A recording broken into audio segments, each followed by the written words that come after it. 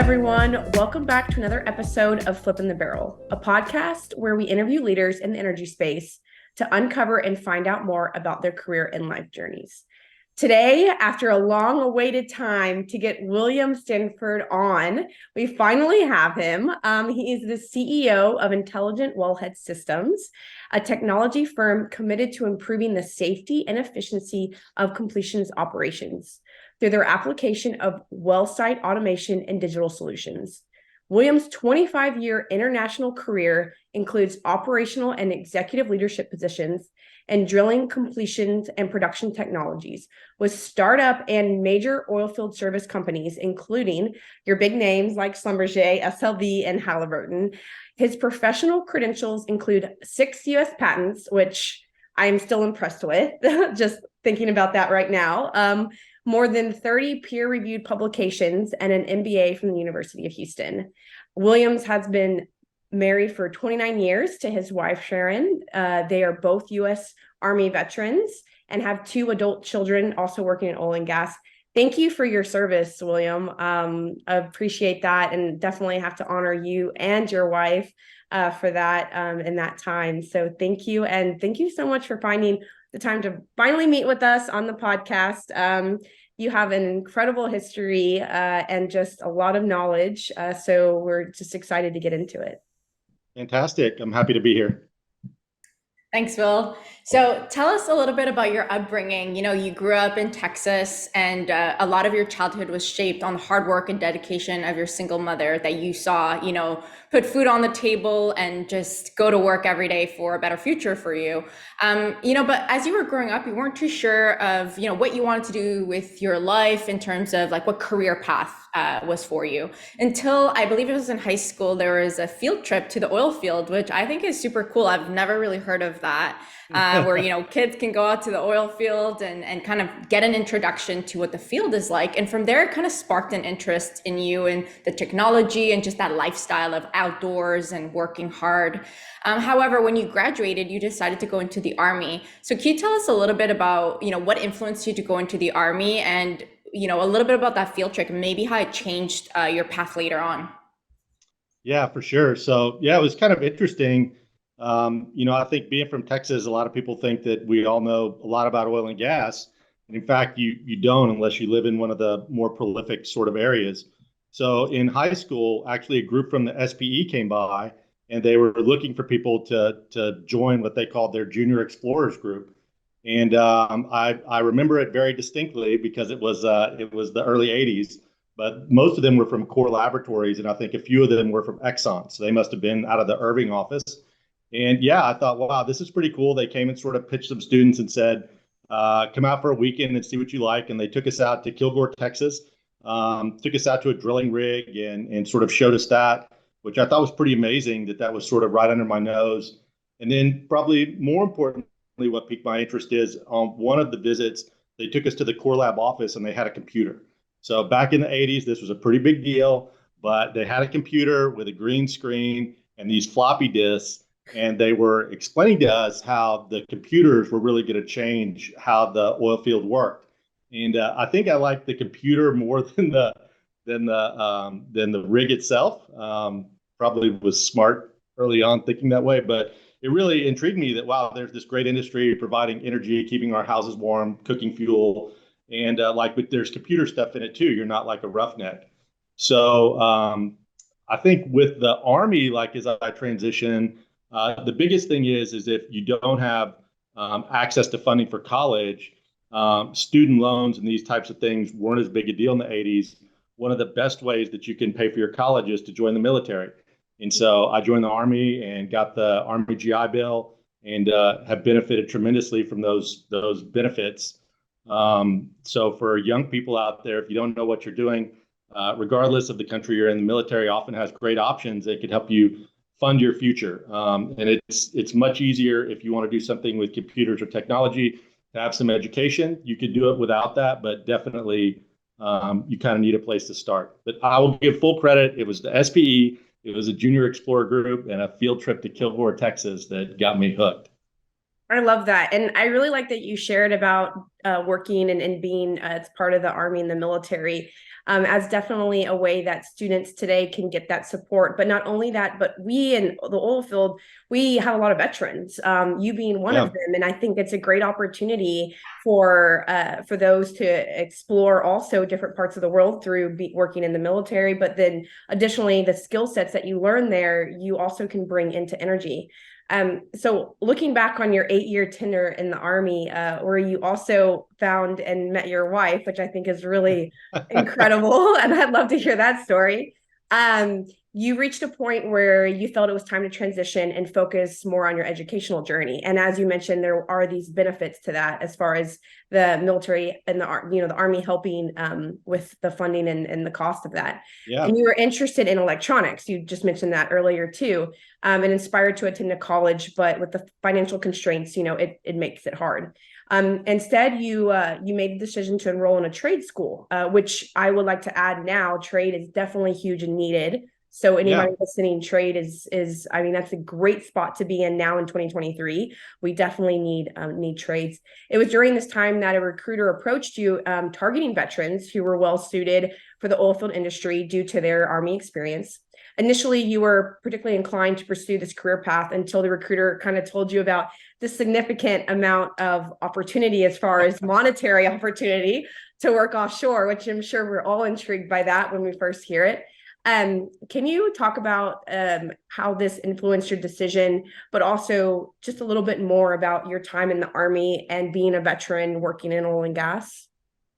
Yeah, I guess I'll start with being a veteran. So I think that a lot of people anybody who's worked in the field in oil and gas, your lifestyle has been heavily aligned with various military sort of I don't know, doctrines or practices or things that are, we're used to or we're comfortable with. And so I think that the military really helps you learn to be punctual. It helps you learn to be responsible.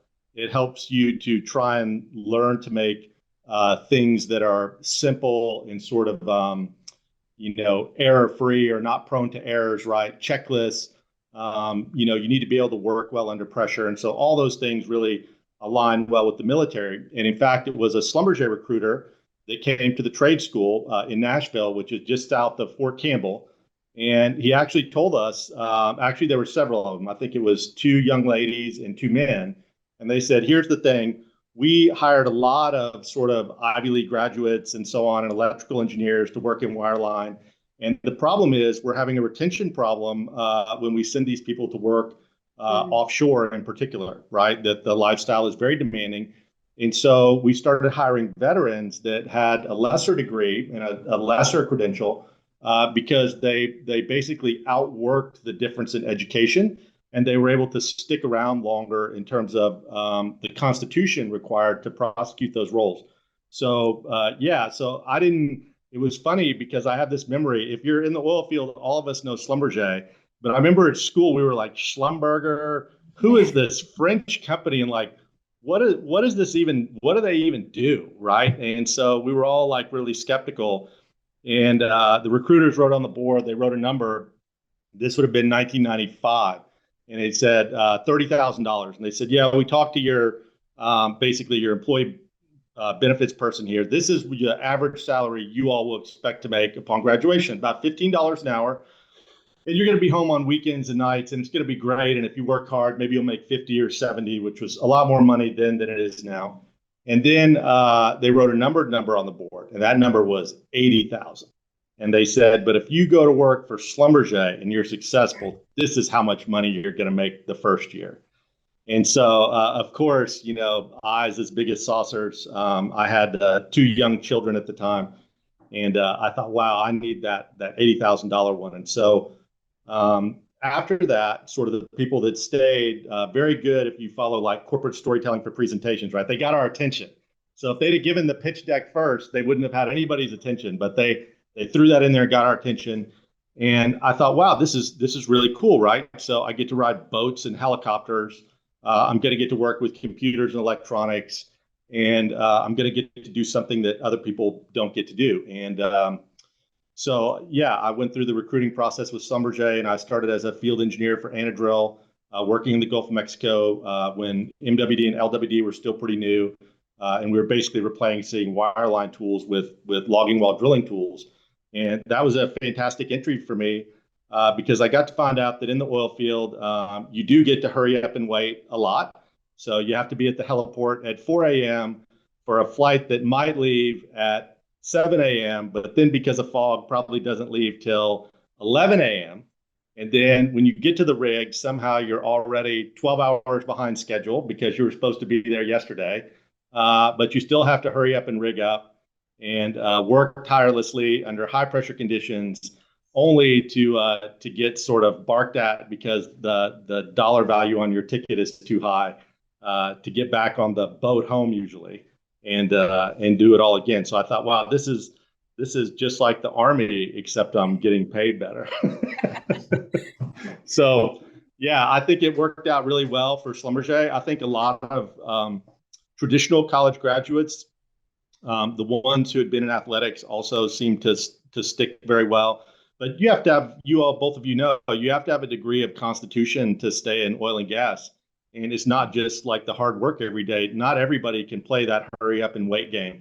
It's very difficult sometimes when you know that you're about to have to do something stressful and you're waiting for hours and hours and hours to go execute. So those of veterans that may watch this, they know that the Army and I'm sure the other branches have completely mastered that as well too. So very good alignment. Thanks for sharing that, Will. And it was bringing back so many memories. I can see Jamie smiling too. I think a lot of us, even listening, we've all joined the oil field for a specific reason, and it was that it pays better than most industries. Yep. And we've all been sucked in with that dollar sign. But what's interesting is, so you took the job, like you mentioned, you had a family and you wanted to provide what was best for them. And that meant sacrifice, right? Going offshore, like you mentioned, is not that easy. And it takes up a lot of time being away from home, which is why you're getting paid the money that you are. Yep. But what was interesting is you really took 5 years when you joined SLB to learn as much as you could, get the training, understand the technology, hear the challenges that were happening with the customers, work with software, and you basically kind of earned a small degree in a way where you were really good at specific technology that was kicking off in the industry. And you kind of had a little bit, I think maybe some who are listening have had this where they're like, I could do this myself. Like I've got the knowledge, I could start up my own company and maybe I can do this. And so you kind of started after 5 years, right, thinking, and your wheels were turning in terms of how do I make this a business? And right when you were going to start, or you were thinking of it, you got a chance to speak with the founder of Knowledge Systems, who managed to convince you to join his startup with a similar kind of technology, and you would be employee number 6. And he convinced you. And so can you tell us a little bit about that time and why you didn't take the leap to start your own business? And how did that go, being employee number 6, especially coming from a huge global company, all you've ever known after the Army, to now being downsized to a super small company?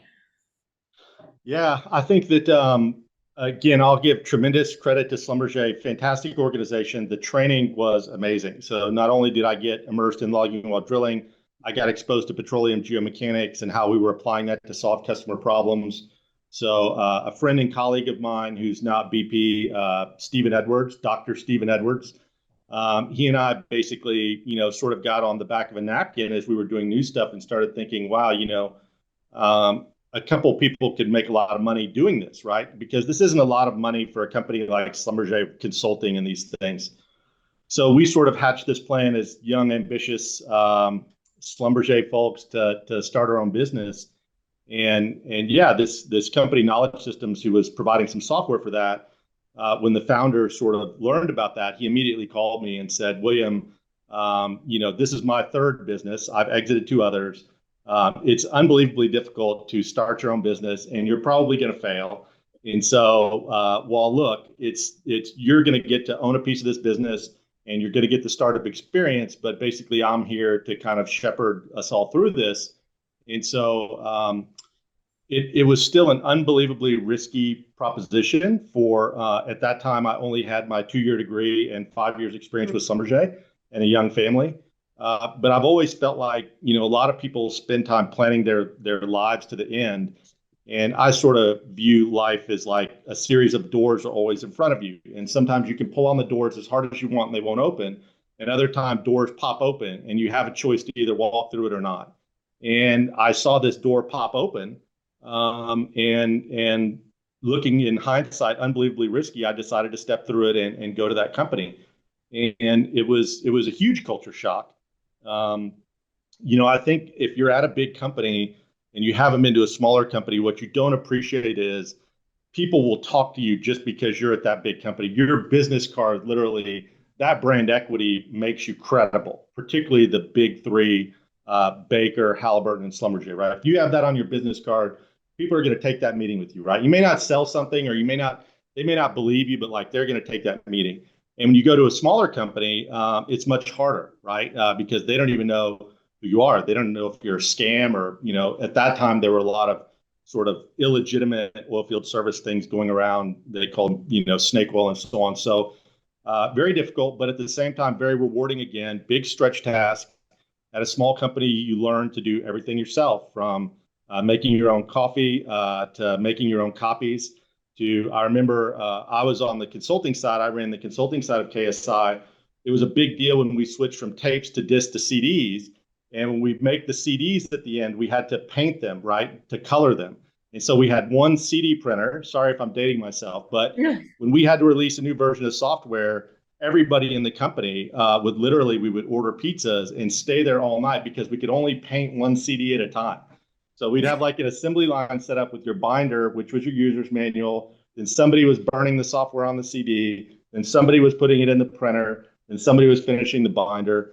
But I think what I found is small companies are really rewarding like that because, for me anyway, instead of being a member of a bigger team, you basically get the satisfaction of seeing the process from start to finish, right? Mm-hmm. From coming up with the idea, writing the code, putting it on media, getting it to the customer, helping the customer use the product, seeing their satisfaction or dissatisfaction. I just found that unbelievably rewarding. So, and not to say that my time at the big companies wasn't also rewarding, but in a different kind of way. So, yeah, very interesting place to start. So, and you actually stayed there for 7 years, and it grew from 6 employees to 100. And during that time, that 7-year span, I'm sure there was a lot of skepticism and really, is this really going to become something? What are you doing? Where direction are you going? Especially since you were working for a major company, like you said, that's got a lot of credibility. You now are trying to build that credibility. But you ended up sticking it out, and Halliburton acquired Knowledge Systems for $60 million, which is like huge. Let's talk a little bit about how do you deal with that skepticism, the negativity? Because, and it's not just in this scale, we deal with it on a daily basis. You get a job and people that you're working with all of a sudden think that you don't deserve that job, and they're skeptical of you being able to obtain the knowledge needed to do that job correctly. So even on any scale that happens, have it be if you're working for a small company or you're taking on a bigger role in a company that maybe you don't, have the right papers for per se on, when somebody sees a pedigree. Can you talk to us a little bit about how you can overcome that and some advice for our listeners when it comes to dealing with it? Yeah, I think this is a great subject, especially for young people. And I will say, too, there's some gender bias here. And I think we all know this in the data. So men are more likely to take a job that they aren't qualified for than women. So women in particular feel like they need to be really qualified for a job before they'll even raise their hand for it. So let's talk about how I think that you can kind of deal with that. And, one of the things is I'll say I sort of rationalize in my mind, there's, it's a lot easier to consume negative energy than it is positive energy. And in my experience, there are always going to be people trying to hold you back and pull you down with them, right? And that's unbelievably harsh gravity to escape, right? At that startup, when I left, I had people, friends, colleagues, respected engineers and mentors tell me I was a fool for leaving Schlumberger. I was leaving the pension, all these things, right? And that was very true, right? It was very easy for them to say that. And I almost had nobody telling me, wow, what a great idea you're going to a startup. And that's going to be essential to who you become 20, 30 years later in your life, right? And so one of the things is I think you need to try and look forwards instead of backwards, right? And If you're looking at what you're missing out on, I feel like you're always looking in the rearview mirror of your life, of your career, and of other things. So, really, if you catch yourself doing that, you have to stop. And this includes, even in my current role, it's easy to say, wow, last quarter was really good. And we have to work every day. I have to work myself to break that cycle and to continue trying to be positive and encouraging and to look forward, to get the team look forward. Because here's the thing, if you just had a bad run of luck, then your likelihood of having a good run of luck next is much better than if you just had a good run of luck, right? Because then it's really harder to go next. So keep looking forwards and try not to look backwards. Try to remind yourself that the people around you, maybe even some people you trust, maybe even some people you love, are going to pull you backwards, even though it's accidental, right? They're trying to give you good advice, but they're holding you back. And when I talk to leaders, and we do leadership training, like when I was in Halliburton, I like to talk about what I call the 3 C's: courage, character, and compassion. But if you're going to be a leader and move yourself forward, you have to be courageous, right? You have to be willing to invest in yourself or in others when it doesn't look like it's the right time to invest. You're going to have the courage to, when you see that door open in front of you, and you will, doesn't matter who you are or how good, the doors will open. Not all of them are the right door, but when you decide to go through it, you need to have the courage to go through it and to have the conviction to move through it, right? I don't know any other way to say it, right? And if you think that when you're talking to people like me or people a lot more successful than me, I think you can take comfort in the fact that all of us have doubts, all of us have insecurities. That is not unique to you, regardless of your gender, or ethnicity, or your age. We all have that. I will say that I think when you're younger, you are a little bit more impervious to the risk than as you get older. So don't be afraid to take risks early in your career, because I think they'll be harder to take later in your career, because you've built something, and this FOMO, this fear of missing out, is going to be like really on you. You're going to be looking at your 401k. You're going to be looking at your stock. Your boss told you that she's moving you to London next year, or maybe he's moving you to, there was a lady I knew in Halliburton that I think she got assigned to Stockholm, Sweden, or something like that. It was like, what do we even have there? We had a European base there. So early in your career, though, you may be like, you know what? I'm 25. This startup just opened. I think it's like the coolest thing I've ever seen. I want to go do it. Or my boss, there's a chance for me to get a big promotion, but I have to move to Angola or Nigeria. I think, take that leap, be courageous, and, plan on being successful. And I think there's a different set of advice if that isn't what happens. But if you never take the risk, I mean, you miss 100% of the shots you don't take, right? So you might as well take one.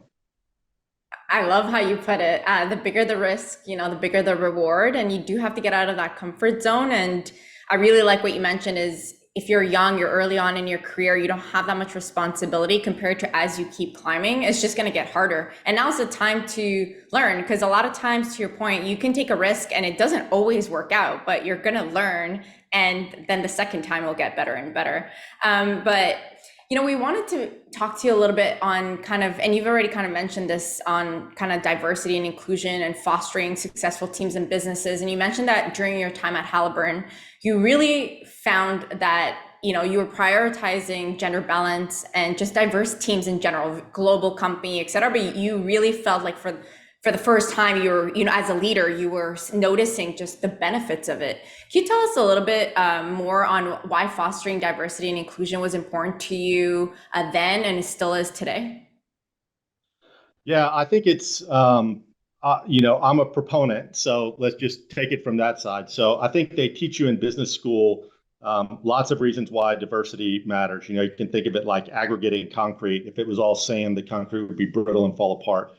But really at Halliburton and multinational organizations, particularly when I was working in the consulting group and we would build these multidisciplinary teams, what you would really see is the strength of gender and ethnic diversity in those teams, as well as the discipline diversity. So if you put a team together with a drilling engineer, reservoir engineer, a geophysicist, and a geologist, I know there are oil field people here going, oh my God, that team would accomplish nothing.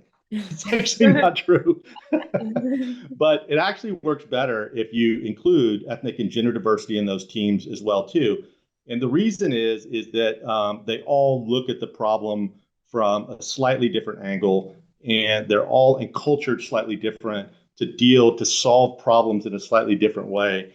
And what I saw over hundreds and hundreds of projects in a variety of disciplines across all kinds of different countries and continents, that the higher the diversity sort of factor on a team, the better the output that team created. And in fact, the more it withstood the scrutiny of the customer. Again, if you haven't been in consulting, customers really scrutinize your projects at the end. Whereas if we took more monolithic teams, even sometimes in countries where we had a very large group of native people, right? And those projects wouldn't be as good as when we put somebody with a lot of North Sea experience to work on a project offshore Brazil, or somebody from Mexico to work on a project in Saudi Arabia. That kind of diversity made a huge difference. I think if I think of gender diversity in particular, I think that the string of patience and contemplation is different length for male and female, and so I thought that was particularly useful on teams. Again, I don't want to completely stereotype one way or the other, but men will tend to move for a quick settlement of a decision, to where women tend to be more contemplative. And so both of those have their strengths, but when you mix them together, they're forced to capitulate a little bit to each other's direction. And that just led to generally better outcomes. And so Halliburton had some great programs for gender and ethnic diversity.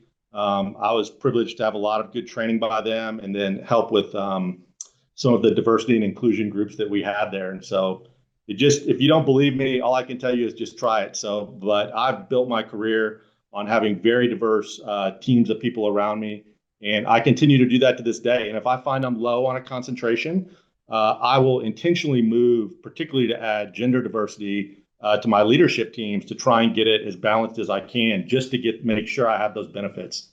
Mm-hmm.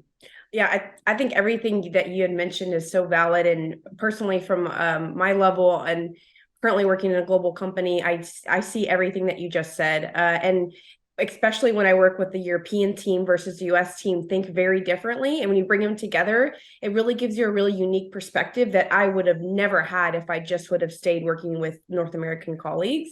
So I have to agree completely that just culturally, everybody's different. And when you can pull all those together, we're stronger. And it was really great hearing your experiences, and also what you're doing today as a leader of the company, and how you're making that, for a forethought in how you're thinking about developing the teams. What I want to kind of get into next is about mentoring. We know that you are really big into mentoring and supporting the younger generation, which that's a huge thing that we try to do with Flipping the Barrel as well. And what's really cool is your daughter is following in your footsteps, or at least she's interested in doing it.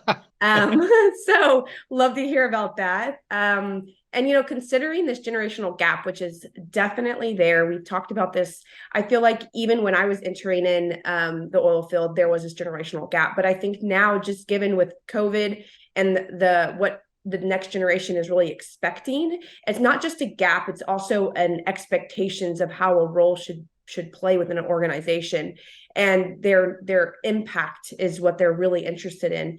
Can you talk about, from as a CEO, what can you do to drive that, and what have you seen as far as mentoring, and even through your daughter, that might be something that can help these companies with this? Yeah, so I guess first of all, what I'd say is, if you're not a parent, or you plan to be, or maybe you are a parent, you will need help raising your child. Kids listen differently to other people than they listen to their parents. And so early on, I saw one of the main benefits of being a manager or a leader or an executive now in oil and gas is I could pass on good advice, and particularly try and help people with their professional journey. And so whether that's bringing new talent into the oil and gas industry, including family members and other stuff, I always felt like if I worked on somebody else's kid, maybe somebody will work on mine. Yeah. So I think it's important. I'll just hover on Alex for a minute. So she studied geology at University of Texas. She interned for Halliburton actually for Bayreuth, and really fell in love with driving around in a pickup truck all across North Dakota and Idaho, I guess. And so, yeah, she worked for Halliburton Frac as a completions engineer, and then for Corba, and now she works for us out in Midland as an operations manager. So she's definitely trying to follow along. But I think, what you need to do is take time. So, like this summer, for a company our size, which is still pretty small, right? We're in the hundreds of people. At this location, I have about 40 people. We had 6 interns this summer. You need to force yourself to take the time to have them, right? And 2 of them were high school interns. Interns are not value adding to you per se, right? But if you own a business or you're in a leadership position, take the time. It's the educational system in many ways has let us down in preparing them for work. So do your part to prepare them for work, help them understand showing up on time, appearance and dress matters, your LinkedIn profile matters, doing what you say you do matters. And I think if we all do our piece to do that, then we end up with a better workforce. And if you have a passion for it, maybe try and go a little bit extra like we do here and really invest in training. I would say it pays off. So about half the interns that we've had at IWS since I've come here over the last couple of years ended up coming to work for us. So great people that you stand around some smelly gym with your company booth for hours trying to recruit a petroleum engineer from A&M.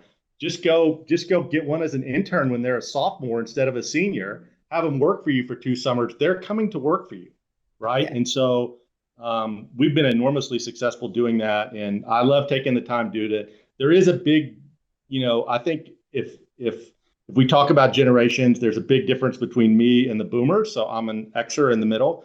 There's just as big a difference on the bottom, but it's not surmountable. And I've been really impressed with the young people we have. They have amazing computer skills. Mm-hmm. Like, I think I'm pretty good with a computer. Like, they have like wizard level 10 computer skills.